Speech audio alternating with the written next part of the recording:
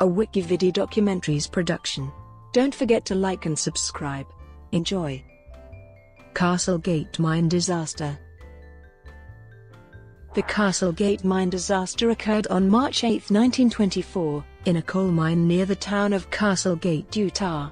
Located approximately 90 miles southeast of Salt Lake City, all of the 171 men working in the mine were killed in a series of 3 violent explosions.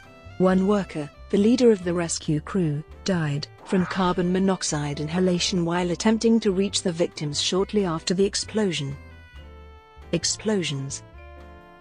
The explosions were determined to have been caused by a failure to properly dampen coal dust in the mine during the previous shift. The first blast occurred between 8 a.m. and 8:15 a.m. in a chamber approximately 7,000 feet from the entrance to the Utah Fuel Company's Castlegate mine. A fire boss in this chamber was investigating gas near the roof of the mine when his carbide lamp went out. The miner attempted to relight his lamp with a match that ignited the gas and coal dust, setting off a gigantic explosion.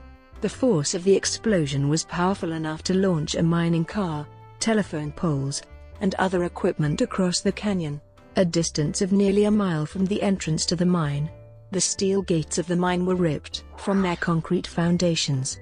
Inside the mine, rails were twisted, roof supports were destroyed, after damp and coal dust filled the air, and the lamps of the surviving miners were blown out. As these men attempted to relight their lamps, a second explosion was sparked, killing the remainder of the workers in the mine. A third explosion occurred approximately 20 minutes later, causing a destructive cave-in.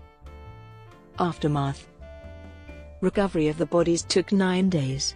Identification of the victims was only possible, in some cases, by recognizing familiar articles of clothing.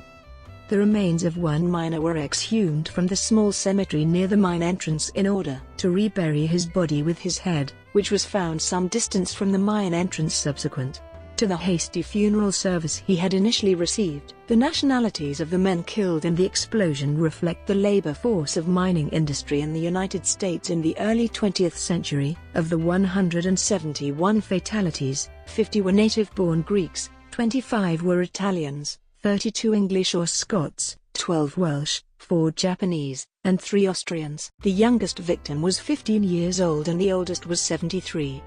2 weeks prior to the explosion, the Utah Fuel Company had laid off many of the unmarried miners and miners without dependents during a period of reduced orders for coal. As a result, 114 of the men who were killed in the disaster were married men, leaving behind 415 widows and fatherless children. The death benefits from the Utah State Workmen's Compensation Fund, established in 1917, provided $5,000 per dependent, paid out in $16 per week, for 6 years. However, the Castlegate Relief Fund, which had solicited funds from each county in Utah, continued to disperse benefits to some dependents as late as 1936. Conclusion. With this explosion, Carbon County, Utah had suffered both the worst and the third worst mining disasters in the history of the mining industry in the United States to that point. The Castlegate mine disaster currently ranks as the 10th worst mining disaster in United States history, and the second worst mining disaster in the history of the state of Utah, following the Schofield mine disaster of 1900, which killed 200 miners. Brought to you by Wikividi Documentaries. Would you like to know more?